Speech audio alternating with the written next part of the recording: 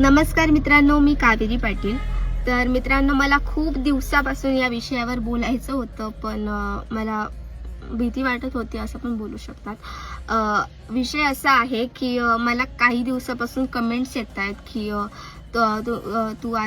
तुम्ही आदिवासी गाणे बनवून फेमस झाले किंवा आमच्या नावावर फेमस झाले किंवा एक्सेट्रा एक्सेट्रा।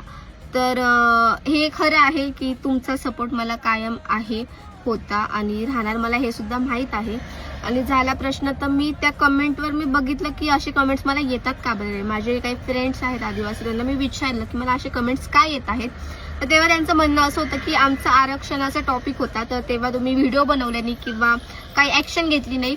तर हे खरं आहे, तुम्ही तुमच्या जागेवर सगळे खूप बरोबर आहात। जसं तुम्ही मला सपोर्ट करत आले आहात, तसंच तुम्हाला माझ्याकडून पण एक्सपेक्ट असेल की मी सुद्धा व्हिडिओ बनवून टाकायला हवा होता। पण खरंच सांगते, मला या विषयावर काहीच माहीत नव्हतं की नक्की काय घडतंय, कारण माझे शूट सॉन्ग हे ते काही ना काही चालू असतं, त्याच्यामुळे जास्त मला बाहेरचं म्हणजे एवढं नॉलेज नाही की बाहेर काय घडतंय। तर पहिली गोष्ट तर मला माफ करा की माझ्याकडून चुकी झाली की मी व्हिडिओ बनवून टाकला नाही। पण मला एक माहीत आहे, तुम्ही मला कायम सपोर्ट केला आहे आणि मी आत्ता आदिवासी गाण्यांवर रील्स बनवत नाही किंवा सॉन्ग करत नाहीये।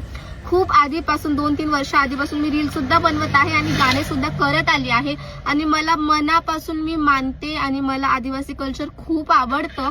म्हणून मला गाणे वगैरे जरी आले तरी खूप आनंद होतो की हा फायनली मी आदिवासी गाणं करते, किंवा रील बनवताना पण मला खूप एक्साइटमेंट असते की हा, आणि तुमचा सपोर्ट मला कायम होता। आणि झाला प्रश्न, तर मी आज जिथे आहे त्यात तुमचा हात आहे।